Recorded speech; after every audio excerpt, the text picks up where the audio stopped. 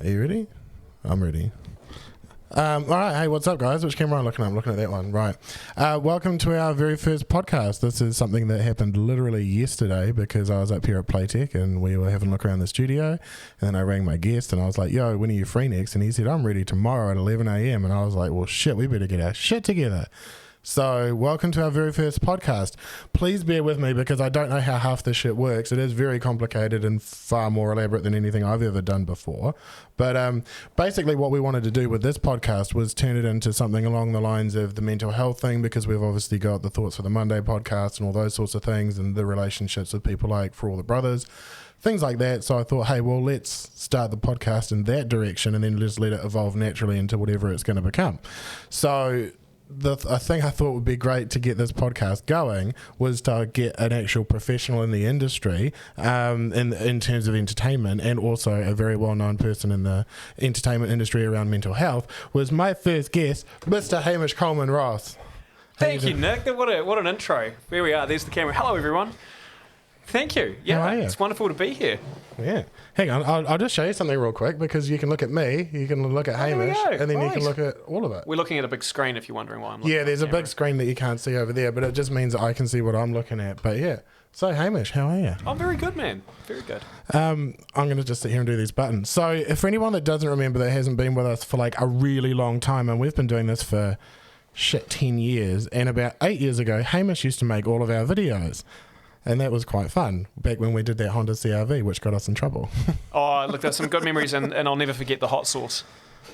Oh, we could bring that video up and play it if you want. Oh, the hot sauce was great. Maybe we'll bring it up later. Yeah, That was an amazing afternoon. Yeah. Not to be forgotten. I was very sick on the way home from that shoot. You were sick at that shoot. I didn't know. I kept it together there, but I was not well on the way home. I don't think anyone was well for a couple of days after Anyway, that. we'll talk more about that later. No. Well, actually, I'm going to tell that story real quick. That was a promotion that we did for, what the fuck were they called? It was Mr. Sauce or Sauce King or something. Sauce Boss, maybe? I don't know. Something like that. And they were like, hey, we've got some hot sauces and we want you to do some content around it. So Matt ended up doing like a food thing with it. And then we were like, fuck it, let's do that video. And tell us about that video. Well, basically, we got everyone to try the hot sauce and see how they felt doing it. And essentially, just everyone was very, very sick and turned different colours. Yeah. And Matt lost his mind as well. He started singing odes. He made a song on the spot. He'd already made that song, and I was like, he was just dicking around, and he was crying when he was doing it. Like, he had tears strolling down his eyes from the hot sauce. Anyway. Yeah. No, that was funny. But anyway, no, the reason that you're here is because you obviously have the Nutters Club on News Talk ZB, so you're a professional in this space, which we clearly are not, because I have no idea what I'm doing. You're doing awesome. And the Nutters Club is a really great show. It's like every Sunday at 11 till 1 or 11 till... Yeah, so 11 o'clock on a Sunday night to 1 o'clock on a Monday morning, which sounds like a terrible time. But there's a very good reason why we have it at that time, Nick. Do you know why we do? Because it's a tough time. That's right. Yeah. It's one of the toughest times. Statistically speaking, it's actually where most suicides in New Zealand occur is at that time. I did not know that. Yeah, true story. So pretty sad. And I guess it's just like one of those weird things. People get to a point in their week, and that's like the line in the sand. You know, they get to the end of the week, and they think... And you're like, I guess you're kidding? I've got to do that all again next week? Yeah, you've got Monday dawning on you. Yeah, and so it's a really hard time for a lot of folk. And so... Yeah, the show is where it needs to be in that respect. Yeah, no, it's good. Yeah, and it is a good show, and you get lots of interesting people on there as well. And it's always good to like just tune in and listen to like other people's stories, which is actually something interesting. Which is something that I experienced last night, which was one of the many things I actually wanted to touch on. Was there's you would have seen us on the Instagram, and we talk a lot about the For All the Brothers Instagram account, because they talk about things like they basically share stories and positive messages and things like that. And the guy Zane that runs it put me in touch with this guy Josh for doing content creation, because he's a kayak fisher, and he ended up hitting me up. He's like, oh, I see you hit the gym, we should do that. And I was like, yeah, we can totally hit the gym, that's cool. And he came out to my gym last night, and we just had like a 3.5 hour session, which did about 45 minutes of actual exercise. But it was just really good to sort of spend that time with someone who sort of understands what they're going through and being able to share those sort of things, and it was really good, and we had a really good time, and it was all the better for it, so it was cool. Yeah, that whole connection, having a chat with people, it goes a long way. Yeah And I think that's what I kind of want to be able to do with this. I actually don't have chat monitored live at the minute because Tom didn't bring me a laptop, which surprisingly for a computer shop there is not a spare one. But actually that raises another good point. We're in the Playtech Studio. Big shout out to Playtech for letting us use this space. They created it for this reason, not for us, but so it can be used. And we were like, yeah, we'll absolutely use that. It means I don't have to build one, so that's great. So yeah, but yeah, I guess it's just sort of, yeah, where do we start with mental health for men in New Zealand? It's well, why don't I tell you a bit about the Nutters Club as a show, like how it all started up. That might be a good spot. So anyway, as we've said, Nutters Club is a radio show, but it wasn't always on News Talk ZB. Started out on another now defunct channel called Radio Live. And I don't know if you know, but it was started by Mr. Mike King, New Zealander of the Year, 2019. Mm-hmm. Yeah, whoop whoop. And so Mike was in a part in his career where he, was being able to get, whatever work he could, basically. He'd recently he was about a year and a half into his sobriety, I think. And he was just doing normal evening chats, so, talk about something topical, try and be funny, get the calls in. That's basically how talkback works, right? Try and create a conversation. Anyway, he wasn't getting any calls, so he threatened to start talking to the voices in his head. And he actually started monologuing and articulating what these voices in the head were telling him. And the things like, no one's calling because they don't like you. If it was somebody else, they'd be calling. If it was Marcus Lush, they'd all be calling. They like Marcus better than you. Nobody likes Marcus Lush. Marcus Lush is a very fine broadcaster, Nick. I will not have my fellow News Talk ZB colleagues spoken about like that now. I mean, I don't know if you actually believe that or if you're contractually obligated to say that, but I'm not a fan at all. Marcus Lush, News Talk ZB at 8 o'clock onwards. Don't miss it. Anyway, weeknights, News Talk ZB 89.4 in Auckland. So he started monologuing all these negative thoughts and about how badly that he spoke to himself and what he thought of himself. Yeah. And he's like, but maybe people do like me. No, Mike, they don't, And it was this horrific thing to listen to, but took people quite by surprise. Anyway, the board, the caller board just lit up. Yeah. And everybody said exactly the same thing. This is 2009, September 2009. And everyone turns around and goes, I thought I was the only one who talked to myself like that. Yeah. Because here's the funny thing about the voices in your head. They're just there, right? We don't broadcast them. Yeah. But Mike did that. And then he was like, well, maybe there's something in this. Maybe I should be talking, about mental health on a radio show. And he had a look around and he got in touch with another guy called Boris Sokratov, who's still the producer of Nutters Club. And they decided that they would embark upon this idea. And they called it the Nutters Club because they decided it called the People Helping People Club didn't quite have the same ring. And also, too, it's to take that, what's wrong with you? Well, I'm just going nuts. I'm a bit nuts. Is there anything wrong with that? So that was where it all started. And when the show started going on and it just started to get so much attention, and basically everyone we asked to come on the show just came. And we started getting pretty well-known people, from entertainment industry, who Mike obviously knew a lot of people about. But then I'm available. Mike, you're on the list. But then Mike started actually, really bringing attention to what it was, and he opened up about his own battles with addiction, with anxiety and depression. And for someone to really do that, it was revolutionary. And we actually looked around internationally, and we haven't, at that point, we couldn't find any other podcasts, radio shows that were covering this kind of material. So I got involved in about the second episode. And I had a friend, Mr. Brian Holland, who is a TV producer, and Brian had sort of heard that Mike King was doing this radio show and wanted to go along, and he said to me, hey, do you want to come? Have you met Mike King before? And I was like, yeah, I interviewed him a few years back when I was doing local TV. I don't know. I don't know, this mental health thing. We'll see. So I went along, and I was just so impressed with how Mike did it. They had a clinical psychiatrist in there, Dr. David Kodaya, who sort of got... He actually kind of got conned into doing it. He never remembered saying yes to doing the show, but he just got told to turn up at Radio Live. And anyway, the guests just kept coming in. And lots and lots and lots of calls from people too. So my contribution then was I said, hey, I could perhaps help you on social media. Ooh. And they said, oh, what's that like? Is that the Facebook thing? And I was like, yeah. But also, we could take quotes from the show and put them on a new platform. It's called Twitter. Oh dear. Oh dear. So we started getting into the Twitterverse. Anyway, Mike was pretty liberal with who he would let do the show, and I think everyone who worked on that show, everyone from the person who answered the phones to, the girl who made the coffee, all got a go at hosting the show. And eventually, because Mike would sometimes be unable to be there, he'd be away doing something out of town or whatever, and he'd say, "Oh, Nick, you're going to host the show, and Hamish, you're going to host the show," and "Oh, am I?" And it's like, well, I suppose if Mike King says I'm hosting the show, I'm going to host the show. And eventually, the programming director at Radio Live kind of cottoned on to what was happening and was like, "Look, you can't let anybody do this show, all right? Like, you just can't be dishing this out willy-nilly." And no offence, but they're not exactly broadcasters either. And Mike was like, "Oh, really? Like, none of them are good?" And you're like, Hamish is okay, but the rest of them, no. And so by default... Was that exactly how that conversation went? I'm pretty sure. I think it was, he's okay, like he'll pass, So because of that, I got to be Mike's stand-in for a number of years.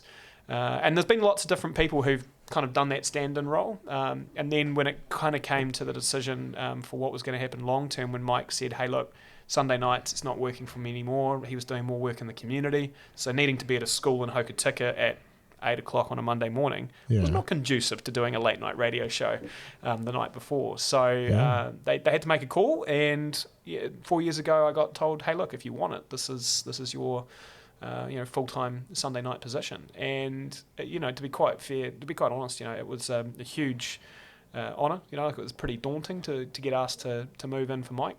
Yeah. But I don't think that people listen to this is not me trying to be overly humble, but I don't think people listen to the show to hear me riff about shit. I do. Do you? Yeah. You're a weirdo. I always message you as well. I know you do. I appreciate it, but I don't think for most people that's why they listen. People come and listen to the show because of the content. They're there because of what we're talking about, and we're there basically because the show is essentially the same story on a different topic every week. It has a bit of an algorithm, if you like. Yeah. And so people come in, they talk about something crap that happened to them, how they got there, what that felt like, what their low point was, and then how they got out of it. Yeah. Where they're at now. And this is what drew me to you to get this going, where as soon as we sort of found this space and decided we wanted to go down the mental health route, was that, like, you've got the experience, you've got the background, we already know you really well and all that sort of stuff. And I kind of just applied what you've been doing to what we do. And like my kind of basic background on how I got involved in that sort of thing was basically, 4.5 years ago now, my dog died, my house burnt down, ended up in Tauranga, and I was living in a really shit toxic situation. I've heard this song. Yeah, it's a shit song. And so, like I needed to do something. I felt I was spiraling, and I knew what that felt like because I'd been there before, and I know I needed to do something. So I started at the gym, and I was in therapy, and I was medicated for anxiety, and it was a lot to it. And that was because of all of that was how my Monday morning Thoughts for You Monday on the NZBlokes Facebook page, which you guys are watching at the moment if you're watching it live, that's where that all came from, because it was a conversation around how can you express or rechannel certain feelings and energy into something positive. And I was like, okay, well that's something I can do. So I'd sit there and I'd look at a situation that had happened in the last week or something like that. I'd pick it apart and I'd go, how do I fix this? Or how would I tell someone else to fix this? And 9 times out of 10, it was something that I'd personally been going through. And so I'd say, okay, well, if I'll look at this and I go, okay, this is this. And what can I learn from this? How can I grow from this? And then I would put that into a feel-good blog. And it's never been a super popular part of what we do. I mean, NZBlokes is pretty basic. It's beer, boobs, barbecue, and cars and shit like that, which is great. I love all those things, don't get me wrong. But the mental health side of it was one of these things that sort of slipped in under the radar, and it actually become one of our, in terms of people messaging, saying of things that they enjoy, is one of the most that, where people like message, hey, look, I really appreciate this, like just in the messages or whatever, and that is the main reason that I continue to do it, because it's not something that we get paid to do. It's something that I just take my own time and I'll sit there and I'll think about it, I'll write it, and my girlfriend's actually really good because she'll throw out all of these really interesting ideas and I'll start writing them down because I've got a notepad now. Hi, Jess. And that's kind of something that you can, I think that a lot of people can go, like your show, which is why I like your show, which is why I listen to your show, is anybody can listen or read it or whatever it might be and go, well, actually, that applies to me, and I can gain something, or I can learn something, or I can apply this to my own situation and grow from it. And for me, that's probably the most important thing that we can do with any platform that we've got. I mean, there's a lot of people that are on the NZBlokes Facebook page who, they might be there for different reasons, but if that's going to be something that, you come for the boobs and then you get like a little bit of advice, I think that's really an important thing that we can and should be doing. Is this like buying a Playboy to read the articles? Well, to be fair, that's actually happened. I've done that before. Not that I bought it, but I was actually at a friend's house up in Mangawai, and there was a Playboy on the ground in the bathroom, and it was fine. Like I don't like where the story's going. No, but it was funny because I sat there and read an article about the Dodge Viper and how that it, the best way to compensate understeer was a bunch of oversteer and a lot of right foot, and I was like, yeah. That's the only story I've got that's relative to that. What I think's really great in your story there, Nick, is the idea that you're willing to learn and that people on the page are willing to learn as well. Because, here's the thing. I'll ask you a question. Do you know how to sail a boat?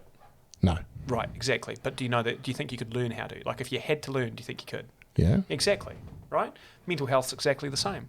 The problem that we have, and the problem that a lot of guys have, is that when we say to them, do you need some help, or could you perhaps learn something? They're like, I'm fine. Got this. Yeah, I'm absolutely fine. I don't. It's nothing to be afraid of. Like, it really is just about learning things and skills that for no fault on your own, you just maybe don't know, and that's fine. And that's what a lot of what we do with the show is about, and that's kind of what I think everyone can help each other do, is to be able to kind of learn from life experience or similar situations, because it doesn't matter whether it's NZ bloke or NZ girl. People are going to go through the same things, and the ways in which they learn to cope with it. It's best to hear it from a friendly voice with someone that you at least have something in common with, be it beer, boobs or bikes. Yeah. Well, and I guess that's the thing is, like, because we do so many different things, like we've got the car show, we've got the vlogs, we're actually doing a vlog at the minute, and Hamish is going to be in the next one, which I'll hopefully finish tomorrow. I think that's the thing is because, people will see, oh, there's that guy that does the car reviews, or there's those guys that are funny on the internet. Oh, I think it's funny, but anyway. And then it's like, well, actually, hang on a minute, let's take a second and talk about something really important, because it is important, and mental health is important, and I personally believe it's something that doesn't get enough airtime, and it certainly doesn't get enough support and funding from the government. I mean, having been in the system and having been with people that have been through the system, I've seen it go good and I've seen it go really bad. So I think the other important thing there, though, and this is the other thing that I get really a little heated about at times, is that you don't have to be famous or notable or a music star, a sports star to suffer from mental health issues. It happens to everybody, regardless of what's in your bank account, regardless of what you drive, where you live. Everybody goes through these things. It's all actually just kind of part of the human condition. So to kind of talk about it, normalise it, but also what you're saying, realise that it needs to be supported, through having services available. It is actually a no-brainer, because we all know that we're all going to go through a tough time at some time. And at the moment, a lot of people out there, in fact, all of you watching, everybody has gone through an incredibly tough time this year. Yeah. And I honestly believe this. I think everyone deserves like a coffee mug. They should go and do it. Go to the mall, get this made for yourself that just says, I survived lockdown 2020, because that was hard, man. That was really hard. It was hard. Watching the news, and you're watching, the darkest day in Victoria ever, and this many people are dying in the States, and you sit there go, what the hell is going on in the world? That's going to have an effect on you. So not one of us has got out of this thing without being affected. So to have more support and to be able to support each other as well. Like the other thing, we can look to the government, we can look to mental health services and say, what are you doing for me? But the other thing that you can do is just make sure that you support people in the way that you can, and you're doing it through this platform. We do it through the radio show. That's kind of how we all do it. And if everybody does that little bit, we'll probably get through it okay. Well, that's actually one of the interesting things is during lockdown, lockdown was really, really hard for me because, one of my big things that keeps me on the level is getting to the gym every day, or more or less every day. Great. It's and that's actually what we talked about on your show last time I called. Yeah. Not being able to do that for the best part of 8 weeks, and then I had another 6 weeks off because I had double hernia surgery, like the level 3, like the first week of level 3. So I wasn't able to train for like a good 2.5 months, and I lost 10 kilos. I was really depressed. It was shit. Home life during lockdown was shit. And I really didn't have anything. And I mean, even, like I'd be lying awake at 4 or 5 o'clock in the morning, going on Messenger, being like, who's awake? Who can I talk to? I can't be here on my own. And actually shout out Matt, how you doing? And yeah, like just people that were there that were able to talk to. But then interestingly, which was a conversation I had with Josh that I was training with last night, was being able to be that for somebody else to lift them up, because that in turn can lift you up, which I actually found was very, very true. I mean, I remember one night I put up something on one of the pages, and which ended up being within half an hour of that post going up was a 3-hour phone call to a random that I haven't spoken to before and haven't really spoken to a lot since, but just had one of these really interesting like 3-hour talks about all sorts of shit. And that for me took the focus off the fact that we're all stuck at home for 2 months. Yeah, I mean, lockdown for me, I was busy because I was working full time, and so normally I do a lot of content creation anyway as part of my professional life, but we couldn't film anything.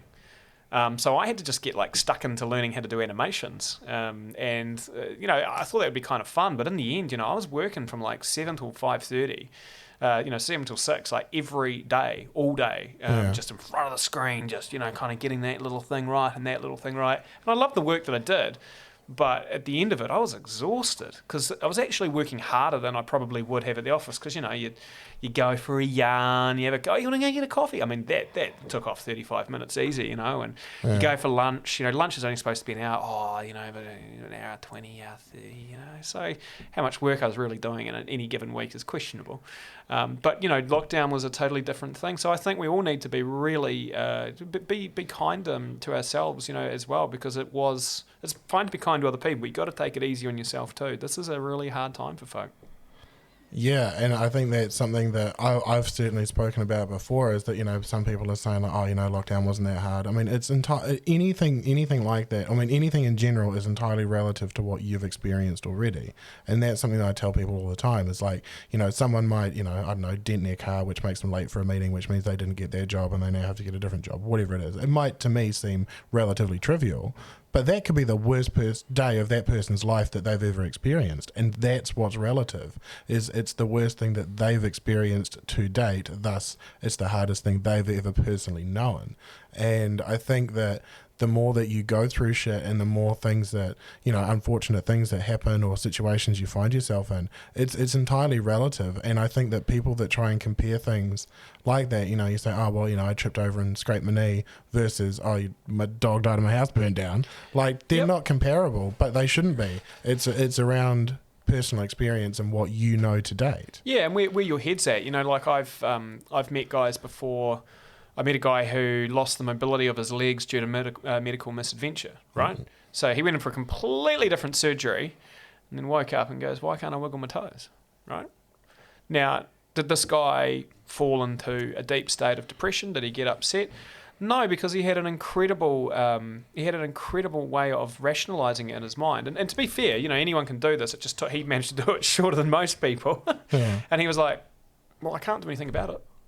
Like, the use of my legs is gone. So what is the point of me, bemoaning it? I need to start living differently. And he did, and he didn't stop it. He didn't stop him from being a father, didn't stop him from skiing. He even, did a different setup so that he could go kart sailing on the beach.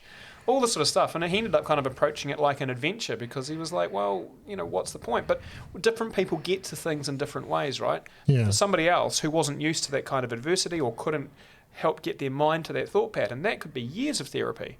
And, so it's not, why are you so sad? Yeah. That guy over there, he got over it just like that. It's like, well, good for him, but I'm not that guy. Yeah. And I think that's possibly why people, look at me as someone who's actually quote unquote not doing that bad, and that's not necessarily that I'm not doing bad, it's just that I've learned over the years and so many experiences how to cope with things, how to prioritize what's important, what I can work on, what I can't work on, what I should be worried about, what I shouldn't be worried about, things like that. And a lot of that has been down to excuse me, it's live on the internet, has been down to doing the Monday morning blogs and going, okay, well, if I'm looking at a situation, what's the best course of action here? And being able to actually rationalize it from a almost third party point of view, and then saying, okay, well, I'm actually going to apply that to myself, which in all honesty, at first I didn't apply it to myself. For that whole time, that whole sort of first 6 months of living in Tauranga, I didn't tell really anybody what was going on at all. And I was going through one of the hardest times of my life. Like back then I was the kind of person who was like, okay, well, let me figure it out and then I'll get back to you once I'm okay. Now it's a lot easier for me to say, actually, do you know what? I'm not having a great day. I don't necessarily want to go into the whys, because a lot of the time that's maybe not my place to say, or it's somebody else's business, or it's going to implicate someone somewhere else, or whatever it is. But ultimately, I'll just be able to openly say, actually, I'm actually having a really shit day. You get to the gym and everyone's like, hey, how you going? And you don't seem your perky self. And they just get it, which is actually a really interesting point as to Andrew, our new fitness guy. They've been training. I've known them for about a year. Andrew and Liam, I've known them for about a year or so, and like really, really well for the last sort of 6 months. And I don't know how, but they could just tell if I was having a shit day. I mean, it's probably my demeanor, but like they'd be able Subtle. to, but they'd be able to tell if I was having a shit day. They wouldn't, be joking around and dicking around like we normally would. They'd just be like, they'll come up behind me if I'm lifting or something. I'll be like, you've got 5 more. Do you know what I mean? Just little bits and pieces like that, which made the world of difference, which in itself made the gym what it is to me now, which is basically, that's my therapy to an extent, God, I'm glad that's your experience at the gym, because I used to go to Les Mills well, there's your first problem. No one talked to anybody. Yeah. And everyone who did it, like, they were always posing and stuff. It was so weird. I couldn't get my head around that place. Yeah, I mean, anyway, sorry, Les Mills. I'm sure you're better now. Well, this is actually funny, because this is Andrew's first article is about what it's like experiencing going to the gym for the first time. Oh yeah, okay. And I mean, cool. like the first gym I ever went to, which was when I was living in Tauranga, was a gym called Aspire, and the only reason I went there was because it was the one that was most popular on Instagram with all the pretty girls. And I was like, well, it's a good enough reason to go. I mean, you need a motivation to go. Pretty girls, that'll get you there. Absolutely. And then, Good, I can tell you a story tomorrow. Yeah. Okay. Well, just remind me of something. Very quickly. I mean, the thing for me was that basically I got to the point where I saw what the gym represented and the kind of people that were there, and I was like, I don't look like them, I can't do what they do, shit like that. And I sort of hid in the corner and I just sort of did my own thing, and I got on with it, and I slowly came out of my shell and then realized that nobody gives a shit. Like you can turn up at the gym and be like a fucking Adonis, and people are like, oh, hey, good on you, you work hard. Or you can be there looking like you've, been on the couch for the last 6 months stuffing your face with KFC. But do you know what? You're fucking there. You're making the effort. And every single person there worth their salt is going to respect that. But I want to hear your story. Well, I'll ask you, it's a question. Have you ever done a marathon? Fuck no. Right, so I've done 2 of them. Jesus. And the second one was worse than the first. Why'd you do it twice? Well, I did it one time, and I was like, man, that was really hard. Maybe it'll be. I know. I'm feeling so judged right now. I thought this was. No. I totally respect your decision to do it. I just don't understand it. So I did it, and I thought that was really hard. Maybe it'll be easier the second time. Was it? Well, no, because the first time you had nothing to compare it to. And so the second time, when I'm like halfway through it, I'm like, oh, fuck, I've got to do this. I've already done this before. I've got to do this shit again. Like I was totally over it when I got to the end. But the point is it was a really interesting experience in comparing yourself to others, right? Yeah. So when you're doing a marathon, you might have seen it on the news. Everyone starts in a big huddle. Right? Yeah. You're in it, like, oh, they go, right? Yeah. Now, even if you know you're not going to win, you still kind of wonder, right? What if I just... Maybe. I mean, I'm in the race, right? Yeah. You've got to be in the race to win. But the point is that obviously people get further than you, right? And there's people in front of you, there's people behind you. And when you're in that race, to compare yourself to the guy that you can see already running back the other way towards you, and that you've got another hour and a half to go and this guy's almost finished. Yeah. That's an unfair comparison. And it's not unfair to him. It's unfair to you. Yeah. And so that's kind of like the embodiment of running around comparing yourself to people. Oh, what about this person? What about that person? That guy's almost finished. Well, at least I'm better than those people. Yeah. I mean, that's ridiculous. Yeah. Run your race. Yes. You are going to go from point A to point B, and it's going to take you as long as it takes you. You're going to put in effort, it's going to be hard, you're going to need to stop for a drink, maybe a piss, slam some jet planes down. Did you poop your pants to keep going? I did once.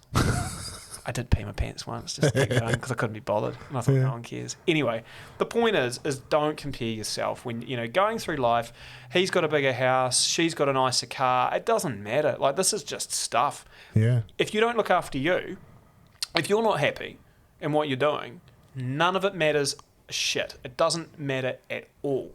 Yeah. And I learned that a few years back, and it was really important to me that I needed to make sure that I had what I needed. Yeah. And if I knew what that was, I'd be able to actually make plans for myself going forward.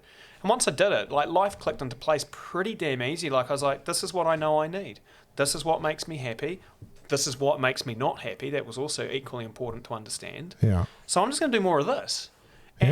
And in that time, I managed to buy a house, which was a huge accomplishment. Congratulations. Thank you very much. It's nice to be a homeowner. I can now bitch about things like this at the news. Fucking rates. Yeah, pretty much, yeah. So I could do that. But then the other thing was that, I got debt-free as well, which I thought was really good, because I knew what made me happy. So going and blowing money on this shit over here, I knew, don't do that. It's not going to make you happy. So why do it? Yeah. So you just kind of figure out what it is that make you tick, and you've got to give yourself time and patience to figure that out. Some people spend their whole lives doing it, and that's okay too. Yeah. So the whole point is, though, when you focus down on those things, it's really important to just give yourself time, be patient about it. But the worst thing you can do is compare yourself to others. That is a lose-lose game. Do you know what that's just made me think, though? Is I wonder how many people actually direct their lives based on expected responsibility as opposed to their own happiness. Right. Yep. Like, how many dads out there do you know that probably work jobs that they fucking hate? I did that for a bit. Yeah. To put food on the table because it's socially expected to provide for the family and the kids. Yep. Yeah, absolutely. I mean? Yeah, I've done that. Yeah. Yeah, and it is hard, but also too, like, for guys especially, and I mean, I'm not a woman. I haven't been a woman, so I can't speak for them. So, I'm only talking about my own. I've seen those photos. They don't exist. I thought I had them gone. I thought I had them scrubbed. But for a guy, you take on a lot of responsibility, and the important thing that I would say about that is being able to kind of create a boundary for yourself, right? Yeah. So you got to know where's your cutoff, or what is the return for you. And also too, if you're a parent, it's not gonna happen for you, right? So I'm a parent of two. You're not gonna get the reward from going and picking them up 3 times a week from jiu-jitsu at 8:35 or whenever it is. Anyway, you're not going to get the thank you or the big parade that you think that you deserve at that point.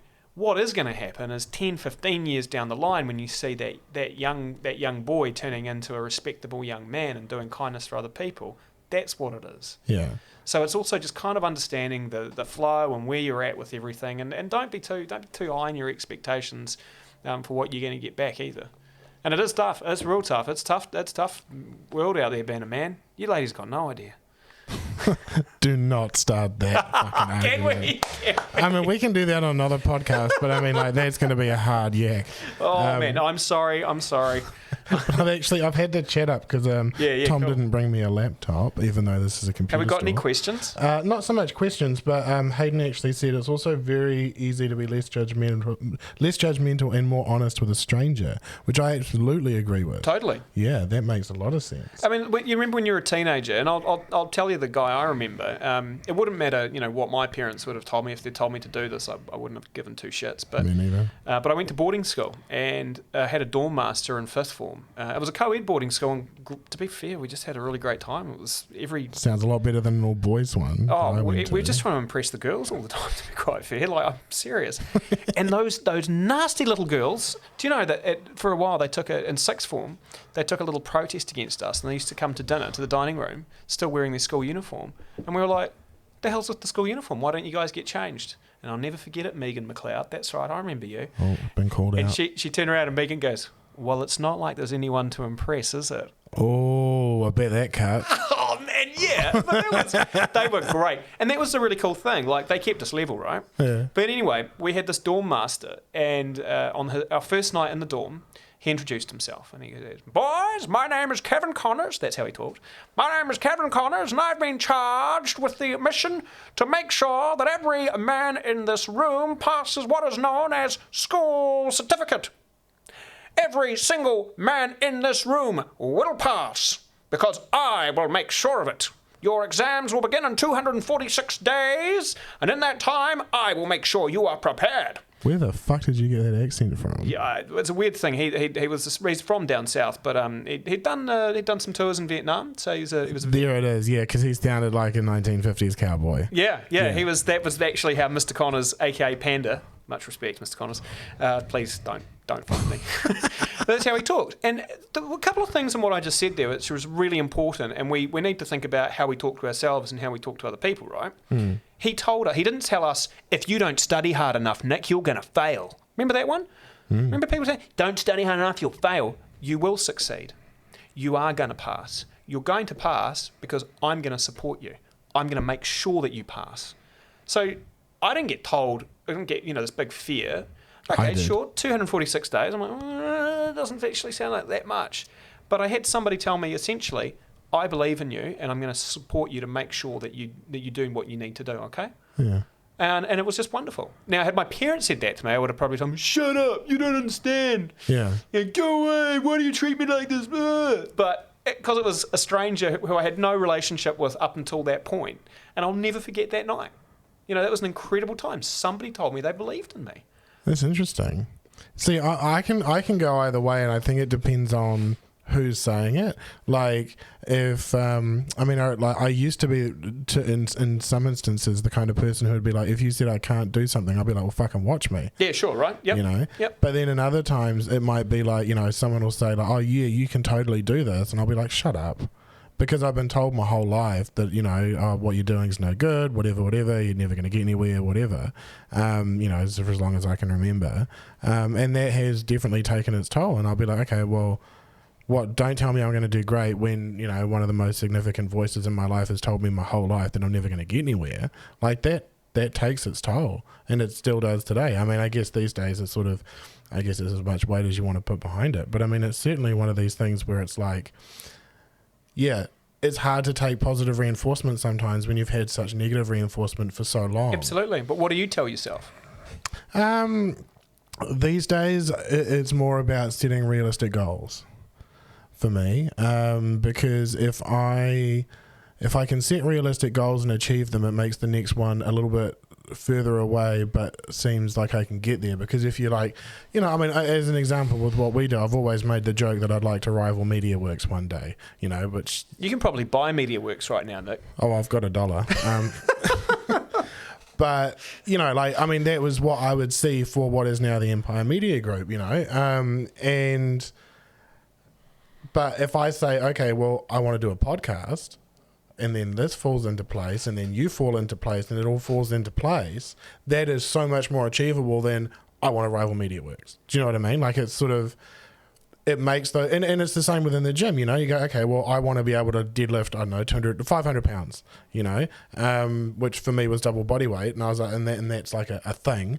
And so I was like, okay, cool, well, I'll go 170, and then the following time I'll go 180, and then the next time I'll go 190. And those are a lot more achievable to set smaller, realistic goals for me. And that's what I do a lot more of these days. Well, look, I'll talk about, bring it back to the Nutters Club show that we do. My producer, Boris, is like, literally the voice in my head. So, when I'm doing the show, I have headphones on and he'll, say things in my We've got headphones if you want them. We're very professional here. I tell you, that's a Sunday night thing. But, sometimes, he'll tell me to say things, or, he'll tell me to, ask a different question, or he'll tell me, I'm absolutely fucking up. So, he's good. He's very, very supportive. I'm making him sound terrible. He's not at all. But what happens there a lot is that, you find that you've got somebody who can be really supportive for you, right? You trust somebody implicitly to make sure that they are encouraging you, right? Mm. But what I want to say is that Boris organises all of the show. And one of the things that he does is he never tells me how well the show is or isn't doing. So you might have seen it in the news, things come out and they go, oh, the radio ratings are in, and The Hits is the #1 show, and Mike Hosking, everyone loves Mike Hosking, and this is going well. Marcus Lush, he's there, #1, he's rocking the nights. Everyone loves Marcus Lush. 8 p.m, Monday to Friday, News Talk CB 89.4 FM. But the point is that I'd say, how are we going? And because I'd be like, what are our numbers? And he just goes, oh, yeah, nah, they're good. That's exactly how he talks. And I'm like, well, good? How good? And he goes, oh, no, good. And I'm like, fuck, I want to know some numbers. But he never tells me. This happened until June this year. So every year we have to go through and reapply for. We're funded by New Zealand On Air, so we had to go through our funding. And Boris calls me and says, oh, look, we needed to kind of tell them how well the show had or hadn't been doing over the 4 years since you took over full-time from Mike. Fair enough. Now, when Mike was hosting the show, it had a very respectable 21% audience share, which is 1/5 of all people listening to radio at that time. There's nothing wrong with that. It was the highest as it was.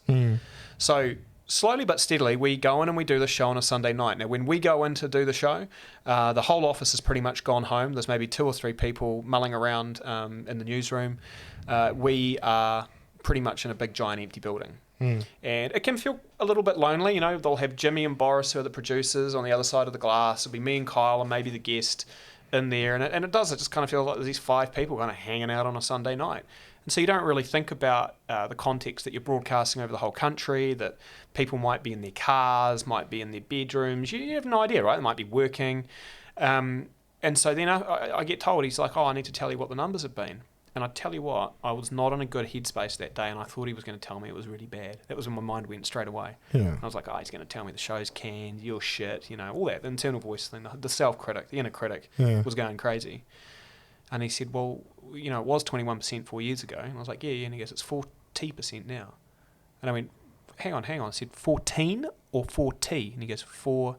I said, holy shit. Yeah. And he goes, yeah. He said, that's what ZB said as well. They counted the numbers 3 times to make sure they hadn't made a mistake. But the reason I tell you that story is, to gloat a little bit, but also we only accomplished that by just doing what we did really well and just keeping on doing it.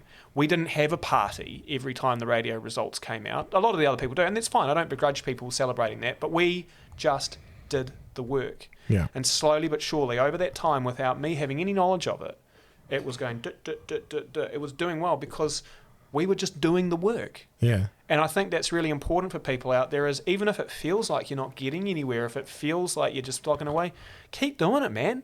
Tortoise in the hair type shit. It's back to that running analogy. Just keep trying. Just keep putting one foot in front of the other, and you're a little bit further than you were moments ago. Yeah, and I think that's an interesting thing about the sort of industry that we're in with what we do with Blokes and Empire and everything, is there are so many people trying to get famous overnight very quickly, doing what in my doesn't opinion happen. No, well, and also the big thing for me is using shitty tactics. Like I had to go at a guy the other day because he used some of my photos, and he was just like, following people, like go follow 1,000 people, get them to follow you back, and then unfollow them. Like, that's stupid.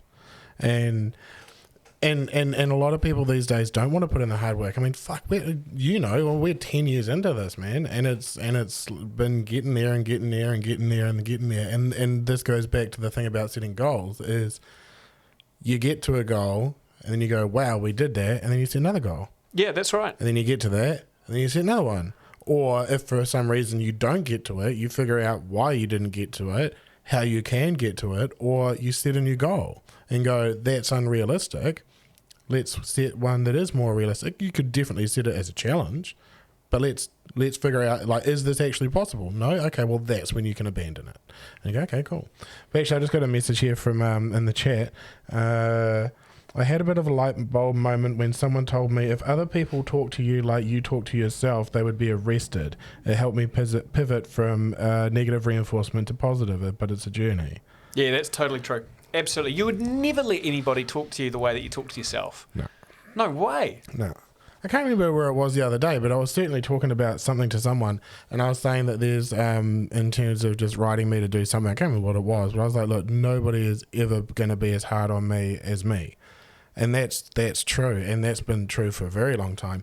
I mean, and this actually raises an interesting point that is related to you, is that, like, because you were doing our videos, and then you started doing, was that when you started MBR that you didn't have time for us or something? Don't feel bad, I'm just I'm just trying out to remember story.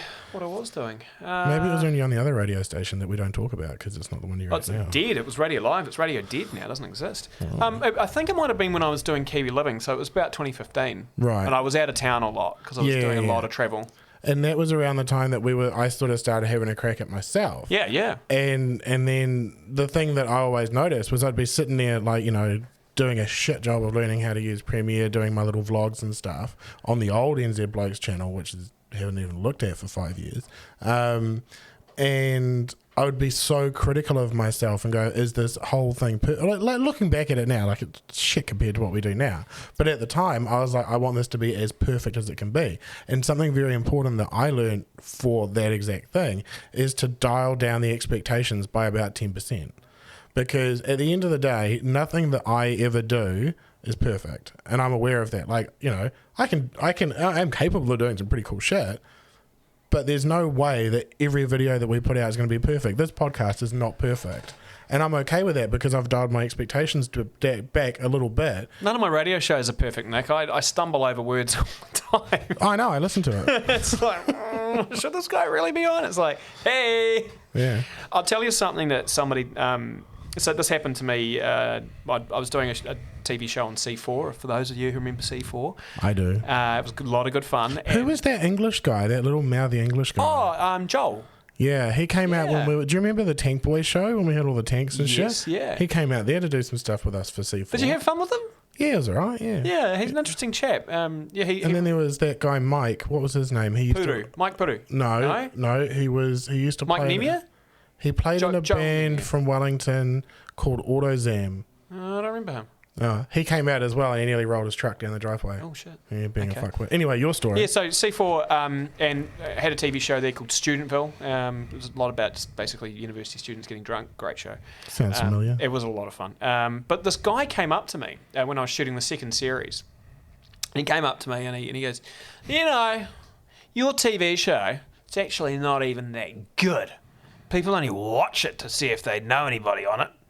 And I looked at him and I was like, oh, cool, thanks for the feedback. How's your TV show going? Yeah.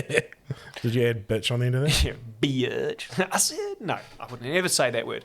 But no, and the whole point was like, you know, that's a completely unfair thing to say, right? It was very mean-spirited. He was drunk. But at the same time, it's like, cool, all right, you can be critical of my show, but shit, man, at least I got one. I've done that shit. You know, I was 22 years old producing a national television show. That was my goal. That was the goal I set for myself. Yeah. And I gave up just about everything I had to be able to do that. So, you know, for me, it didn't matter. Like, it bounced off me like nothing else. But I kind of remember it being really funny because I was like, who the fuck do you think you are? Yeah. Hey, actually, Tom, if you're watching this, I have a technical question. Yeah, no, I think that's the thing is like people are so quick to sit back and go, you're doing this wrong, your thing that you're doing is shit, whatever it is. I mean, I literally had a phone call about this exact thing on the way here. Not that I was parked, of course. Yeah,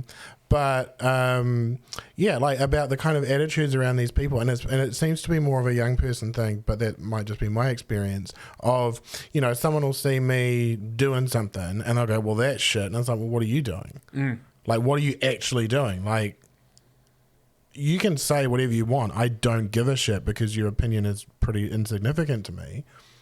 But what is interesting to me is what makes you think it's okay to say it. And what are you basing that on? Because most people don't have a base for it. Yeah, I learned a while back too that it's really good to be generous to people in thought. And for instance, when I went to university and I was doing local TV, I had an arch nemesis. Ooh. So I was doing local TV. Who was it? Well, you might be able to pick out who it is. I'll drop some clues. Anyway, he did student radio and I did local TV.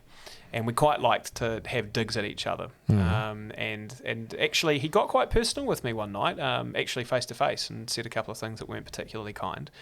And I took the bait, and I replied back to him, and I felt really bad about that, like that I shouldn't have taken the bait. Anyway, our ribbing of each other continued post-university. So I was doing the C4 show by that point. He was still doing local TV, local radio, student radio. And he started using my name as an adjective to describe crap television, and so I dedicated an episode of the show to him, and we couldn't have done it without you, mate. Thank you so much, and so it was a fun little rivalry. Anyway, fast forward to last year, and he became the mayor of a prominent New Zealand city. And a couple of people knew that, I had sort of this old beef with him from uni days. And they're like, oh, how do you feel about that? He's like, an important person now. And I turned around and I went, you know what? I actually really wish him the best. And I genuinely mean that. I said, because he put himself out there, he had to put his name up there. He had to put himself out to be criticised. He had to ask people to vote for him. I said, he's a younger guy. He's only like a year or so older than me. I said, he's a younger dude. He's having to go up against huge years of experience. Everything he does is going to be critiqued. And I said, I wish him nothing but the best of luck. And I think he'll probably do a really good job. And people were like, oh, I thought you didn't like him. And I was like, no, I said, it's just some beef that we had at uni. I was like, I don't wish anybody anything bad. I really hope. And even people who either make mistakes towards you or you make mistakes towards, if you've had things that have happened in the past, it's okay. It doesn't have to colour you forever. Yeah. I've interviewed people that have murdered folk. I've interviewed murderers, and I've some pretty horrendous folk. What's that like? You've got to judge the person in front of you. You've really got to deal with the person in front of you. And when I see what they've done, it's like, well, you realise that was bad? Yes. You've paid your debt? Yes. And what are you doing now? Well, now I'm doing X, Y, and Z. And they start talking to you about, where they're at. And you realise that, people are really complicated and people can do bad things. Doesn't necessarily mean that they're bad people. Yeah. Yeah. I mean, I'm a little bit to the right on rehabilitation and prisons, but well, look, I tell you what, I had spent time with a senior detective from Wellington when I was in Italy skiing. It sounds really poncy, but anyway. It sounds very poncy. Who are you? So, international man of mystery. COVID-19 really screwed with my day job. Anyway, and he was telling me, he said, look, straight up, man, he's like, I've been a detective, most of my working life, and he said, there's only about 10 people in New Zealand that are really, really bad. And he said, about 8 of them are locked up, and we keep a pretty close eye on the other 2. Wow. And he said, the rest of the world, and he said, the rest of the country, and this is from a senior police officer, he said, the rest of the country, he said, there's not really bad people. They're just people that do bad things. Yeah. And he said, most of the time, we just kind of have to clean up after people making mistakes. So I think it's really important. You've got to do the same with yourself too. If you've made a mistake in the past, it's okay. It doesn't have to define you. It's about what you do tomorrow. It's about what you do in this moment. That's important. Yeah, 100%. We've all seen movies, and it's usually based on a true story. The guy who was the bad dude suddenly saves the girl from drowning. Oh, yeah. Right place, right time, did the right thing. Oh, but I thought you were a bad guy. Well, no, there's no such thing as good guy, bad guy. It's not that black and white. I have a very interesting and hippie perspective on that whole good guy, bad guy thing. Oh, yeah? No, well, my stance on it is like, well, again, about 4.5 years ago, one of my very good friends, Jaden, was probably the biggest voice of reason to me, and he taught me a lot about things like spirituality, which is something I'd never ever considered, and like the yin and the yang, the good karma, the bad karma, energies, positive energies, all of that sort of shit. And what I've ultimately concluded is that everybody's got good and bad inside them, and it's which you choose to embrace. Totally. And I think that most people choose to embrace good because it's what's been bred into us as a moral compass. I think that most people have a pretty good moral compass. Yeah, but it feels good to do good for other people too, right? Like helping people out feels good. Yeah. That actually, something came up on Facebook Memories this morning. I put up a status, something to the effect of like, it's nice to do good deeds, but if you post about it on Facebook, it's advertising. Because that used to really grind my gears, because there was a girl that I used to work with quite a lot, who actually you probably remember, who would like every time she'd like help a lady across the street, she'd be like, oh, selfie, I helped this lady across the street. It's like, dude, you're not doing it for her, you're doing it for your feed, and that's a very different thing. And yeah, I mean, like obviously don't want, like it would obviously sound very fucking what's the word, what am I looking for? Like holistic? No. Hypocritical. Oh, for me to sit here and say like, things I've done that I've done not for myself or whatever, but for the genuine good of the other people. But like that act of like, oh, look at me, I did this wonderful thing. It's like, hey, cool. but who did you really do it for? And I think that's probably something that, again, like there's so many people out there, including Mike King. I mean, look at all the great shit that he's done in the last couple of years, and for like I Am Hope and things like that. Like those things are fucking brilliant.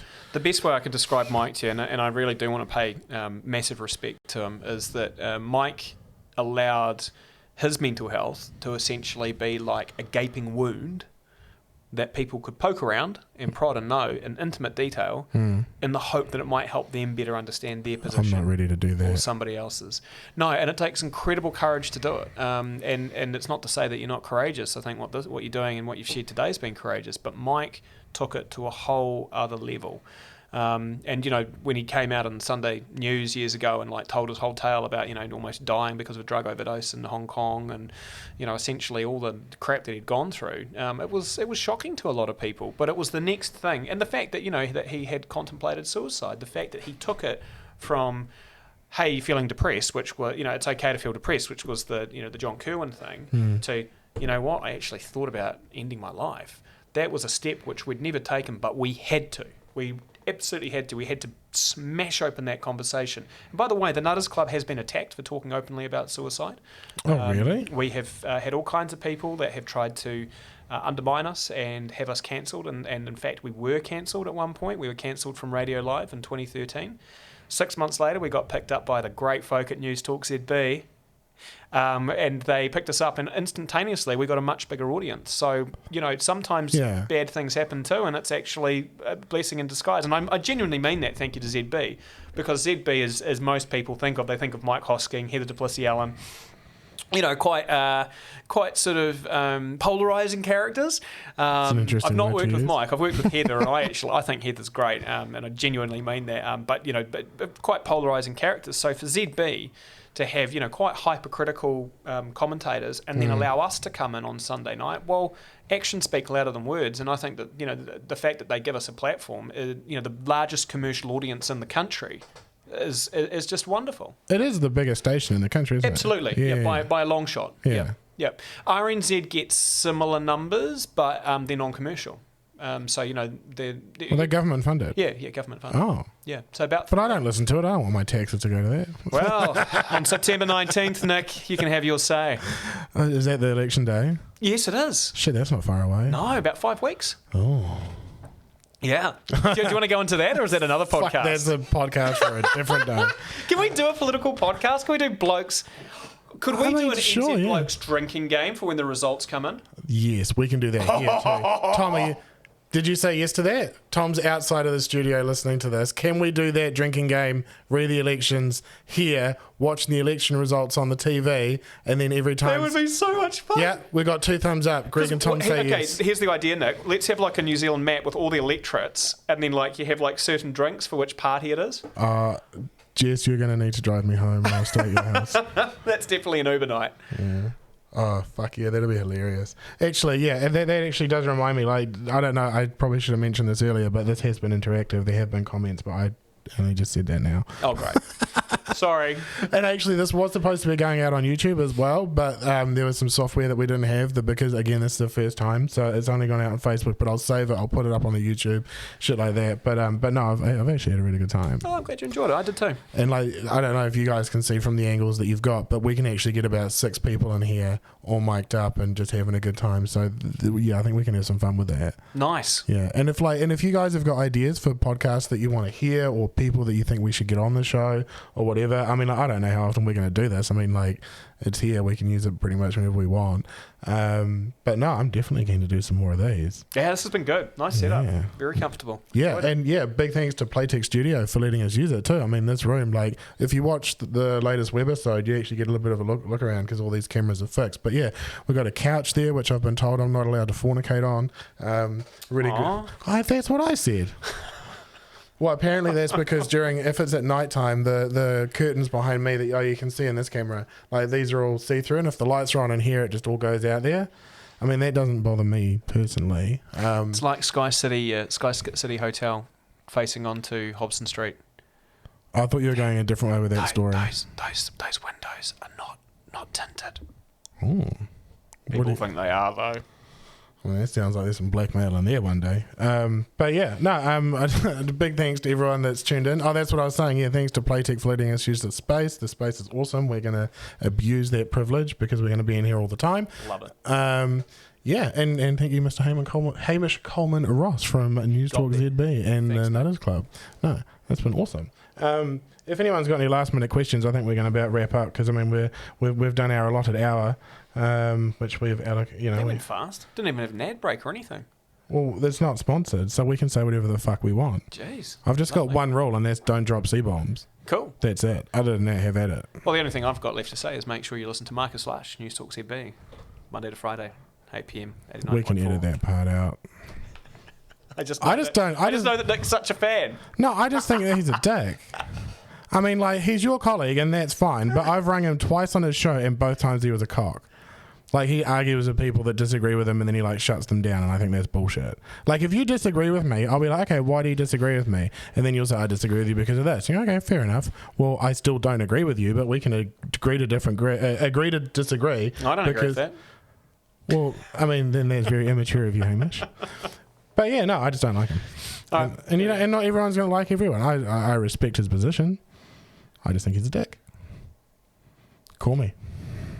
Oh, celebrity boxing. Except he's not a real celebrity. Oh, come on. Oh, was that low? He did. He had highest rating TV show of 2009. Was that when TVs were black and white, South, not HD? You know, when he did the South series, and I think North rated its pants off as well.